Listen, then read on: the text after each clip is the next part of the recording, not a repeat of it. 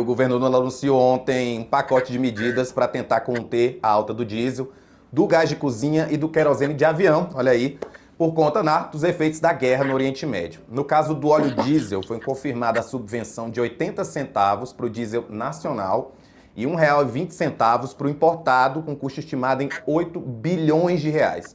Também foi anunciada a desoneração do PIS/COFINS para querosene de avião e biodiesel, com custos aí estimados em 100 milhões e 30 milhões de reais, respectivamente. Em relação à subvenção do gás de cozinha, esse custo da medida está estimado em 330 milhões de reais. Esse pacote do governo soma mais de 8 bilhões, que se juntam aos 22 bilhões de reais das medidas que foram anunciadas no mês passado.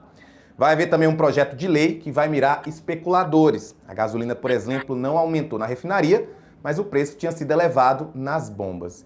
E aí, Reinaldo, a gente quer saber de você, esse pacote do governo, como você avalia? De fato, vai trazer algum efeito? Olha, eu espero que sim, Rafael. E se não trouxer, que venham medidas adicionais. Vamos ver em que escala. Esse pacote está dentro do arcabouço. Ele é, do ponto de vista fiscal, ele é neutro.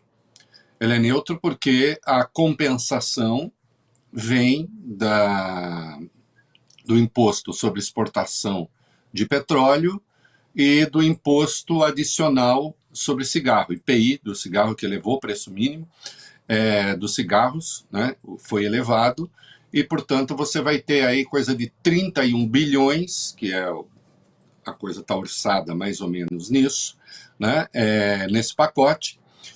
E aí, o que eu escrevi um texto longo, como sempre, Rafael, hoje no Metrópolis, sobre algumas críticas que já começam a aparecer de alguns setores. Porque isso interfere no mercado aqui, interfere ali, cria desequilíbrios, cria não sei o quê. Eu acho curioso, eu venho, a partir de uma determinada idade, dos 21 por aí, eu fui, todo mundo sabe, acho, ou quem acompanha, eu fui militante trotskista dos 15 aos 21 anos. Depois rompi, aí, enfim, acabei muito próximo do pensamento liberal e acho que, em certa medida, é o que eu sou. A direita que está aí hoje diz, não, você não é. O problema é que liberais não são eles, né? Nós temos, infelizmente, uma elite dominantemente reacionária no país, que não entende, inclusive, o liberalismo, né? Acho, pelo menos não nos seus fundamentos, e que tende a achar que é populista, classifica de populista tudo aquilo de que discorda. Tem um livrinho, sempre há, como disse Tom Jobim, né? O neto do Azor, que veio lá de Dois Córregos, né? Da minha terra natal. Lá ele diz, há sempre uma canção para contar aquela velha história de amor, né? E eu digo, há quase sempre um livro, né? E é por isso que eu recomendo. Quer ir para a Lua? Se você tiver dinheiro, tiver oportunidade, vá. Mas se puder viajar no mundo dos livros, também faz bem, né? Tem esse pequeno e precioso livro, pequeno no tamanho, né? A capinha dele está hoje reproduzida no meu texto no Metrópolis, né? Do Tomás Hickman de Barros e do Miguel Lago, do que falamos quando falamos de populismo. É a palavra de conteúdo mais aberto que há no Brasil, né? Populismo, geralmente, é populista aquele de que eu não gosto. Não, medida populista. E aí o cara pode ser de extrema direita, pode ser de extrema esquerda, pode ser... Quando você vai ver, em certo pensamento dito liberal, populista é tudo aquilo que, de algum modo, cria algum benefício para a população ou torna menor algum sofrimento que os pobres terão. A verdade é essa, né? Pobre, gasolina, pobre, diesel é pobre, combustível de aviação, porque tudo isso impacta na inflação. Nós temos há uma guerra que está aí, conduzida por dois psicopatas, né, por dois sociopatas, que são o Trump e o Netanyahu, contra a qual o Brasil se manifestou vivamente e com razão. Quando se diz que não há motivo para a guerra, não é a diplomacia brasileira falando, é o serviço de contra-terrorismo dos Estados Unidos. É a inteligência deles. E, claro, na democracia trumpista, o sujeito que disse não havia ameaça do Irã está sendo investigado pelo FBI, pediu demissão, está sendo investigado pelo FBI. E não que ele seja flor que se cheire. Ele não é flor que se cheire. Né? Então, fosse flor que se cheire? Não se trata disso. Não é que ele seja um cara progressista, é um reaça também. Mas falou, não existe razão para guerra. Bom, uma guerra que o Brasil não provocou, contra a qual se manifestou, pode trazer sortilégios para a economia, já começou, aliás. Porque não se trata de uma hipótese. A taxa de juros ia cair meio ponto percentual. Caiu 0,25. Porque não tenha dúvida que num banco central em que o rabo abana o cachorro, e não o cachorro abana o rabo, a maioria do mercado diz, agora tem que ser 0,25, hein? Não pode ser meio. Então, tá bom, vai ser 0,25. Né? Esse mercado não conduz, esse banco central não conduz, ele é conduzido, sempre. Né? Ele é autônomo para os entes do mercado que mandam nele. Aí falou, 0,25, 0,25. Só que isso custa 10 bilhões. Esse 0,25 custa 10 bilhões, pelo menos. Né?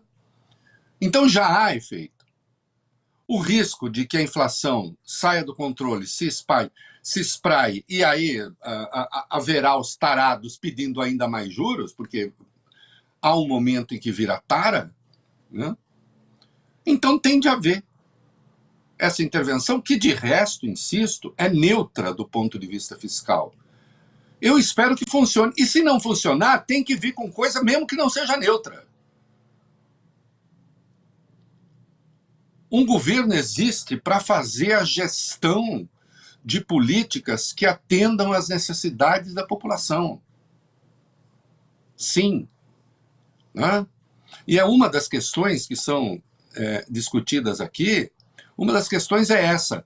Quando é que um governo está sendo populista? Geralmente, quando faz alguma medida, quando toma alguma medida que beneficia os mais pobres. É populista no Brasil, aumento real do mínimo. É populista no Brasil, aumento real da aposentadoria. Né? Mas certamente não é populista no Brasil, e aí nem populista nem popular, operar a taxa de juros no nível em que está, porque se criou uma doxa que você não pode discutir isso, nem discutir. Né? E ontem o Galípolo fez uma intervenção no seminário e deixou claro, olha, está tudo certo. Né? Não está tudo certo, é proibido debater isso. E eu lembro que lá atrás não se podia nem criticar o Banco Central. Cada vez que o Lula criticava o Banco Central, o dólar subia. Fica parecendo que é a voz de Deus. Como nós estamos vendo no caso Master, o Banco Central não era a voz de Deus. Como as regras não mudaram, continua a não ser. Não estou querendo acabar com a autonomia, mas essa questão está posta. Né? Então, é populista. Não é populista, é necessário. É necessário. Vai fazer o quê? Deixa que a coisa desande? Né? Não é assim, eu considero, chega a ser absurdo o próprio debate sobre se as medidas eram necessárias ou não. O Lula 3 não tendo saída. Não tendo saída para quê? A questão dos combustíveis, ela apareceu no cenário. Ela não estava no cenário. O preço estimado do barril do petróleo estava coisa de 40 e poucos reais. Está mais de 100. Por outro lado, aumenta a arrecadação do governo, o que facilita também fazer, porque você vai ter uma arrecadação extra aí da ordem de 40 bilhões, em razão da Petrobras, porque ela lucra né, aumenta o seu lucro com a elevação do barril do petróleo, então vai ter arrecadação extra para o governo na parte que lhe cabe na empresa de economia mista. Então, dá para fazer esse jogo, né? E, insisto, do ponto de vista fiscal é neutro. Nós estamos em abril, para quem está afim de caçar medidas à boca da urna, vá caçar a medida à boca da urna do Bolsonaro, quando ele levou o Bolsa Família em agosto de 2022, de 400 para 600. Agosto, a eleição é em outubro. Quando em julho, ele impôs a PEC dos combustíveis para os estados, causou um rombo nos estados que depois o governo Lula teve que cobrir, numa negociação que foi conduzida pelo STF, tendo o ministro Gilmar Mendes como relator, ao longo deste mandato, né, se fez em julho, assim como Bolsa Caminhoneiro, Bolsa Taxista. Agora não, a eleição está um pouco longe ainda. Agora, com eleição ou sem eleição, querido, é preciso fazer alguma coisa. Porque senão fala assim, olha, eu não vou ser populista, eu vou deixar o povo quebrar a cara. Vou deixar a economia se descontrolar. Vou deixar a inflação explodir. Oh, mas o Lula está fazendo isso só porque ele vai disputar a eleição. Bom, a reeleição, não por minha vontade, é parte da regra do jogo, por mim acaba. Né? Não teria nem sido aprovado em 97. Eu escrevi contra. Eu já sou antigo. Né? Eu sei que não parece, Rafael, mas eu sou antigo nesse debate. Escrevi contra. Ela existe. Agora, porque um presidente vai disputar a reeleição, ele tem que deixar a coisa desandar? Né? Não, não é possível. Né? Então, aí, assim, eu até brinquei com um livro hoje que eu tenho aqui, Se Acham nos Melhores Sebos. Em 61, um picareta, né, escreveu um livro chamado Brasil para Principiantes. Né? Esse Brasil para Principiantes,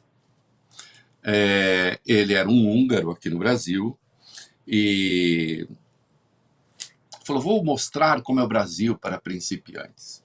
Que fez depois o Tom Jobim fazer uma frase dizendo, não, o Brasil não é para principiantes, o Brasil, de certo modo, é para especialistas. Né? E esse sujeito que fez o Brasil para principiantes depois se revelou um picareta, né? Porque ele acusava o jeitinho brasileiro, o Brasil sempre dando um jeito de distorcer as regras, o Brasil sempre dando um jeito de fazer sacanagem. Né? E o grande sacana, no fim das contas, era ele. Né? Não tem sacanagem nenhuma nessa história aí. Né? Agora, o fato de que o Lula possa obter benefício eleitoral decorrente dessas medidas, sim, é uma possibilidade. É uma possibilidade. O Bolsonaro obteve. Agora, nem por isso as medidas são desnecessárias. O que se... E também eu tenho uma pergunta. Tá bom, não se faz isso. Se faz o quê? Deixa. Porque pode trazer algum benefício eleitoral ao Lula? Se é que vai trazer. Se é que vai trazer. Vai trazer? Não sei. Não? Agora, se trouxer, é parte do jogo. Para o Bolsonaro, trouxe. Estava muito mais perto das urnas. Né? Agora, uma coisa é certa. Sem eleição ou com eleição, a intervenção é necessária. E tem que ser feita, querido. Não tem jeito. Ou então, se alguém tiver alguma ideia melhor, né? Porque esse troço, deixa que o mercado cuida. A mão invisível do mercado. Bom, a mão invisível do mercado, de forma muito visível, entra no seu bolso e te assalta. Por que o preço da gasolina subiu? Uma moça escreveu um texto aí, tentando justificar. Eu não compreendi nada, porque ela também não compreendeu. Por que subiu? Não, porque a pessoa ela se protege contra eventuais aumentos. Por que é que subiu a bomba, o preço lá na bomba? Se saiu da Petrobras sem reajuste. O impacto que teve foi sobre o diesel. Tanto é que as medidas agora pegam o diesel, tanto o diesel nacional como o diesel importado. A subvenção é para o diesel, a subvenção é para o GLP, a subvenção é para o biodiesel, é para o querosene de aviação. Porque esses sim tiveram impacto, sofreram impacto, por enquanto. Em algum momento, a gasolina terá de subir, se esse troço continua, terá de subir e será preciso pensar compensações. Porque outro dia eu vi uma coisa imbecil, a gasolina, na verdade, é para quem tem carro. Não, querido, a gasolina impacta toda a cadeia de inflação. Vamos parar com essa porcaria, com essa coisa idiota. Né? Não é verdade. Então tem de fazer. Tem de fazer. E acho correto botar um PL, projeto de lei, para meter em cana quem começar a especular. Não é? Porque é um ataque à economia popular visível, organizada. Então é isso, tem que fazer.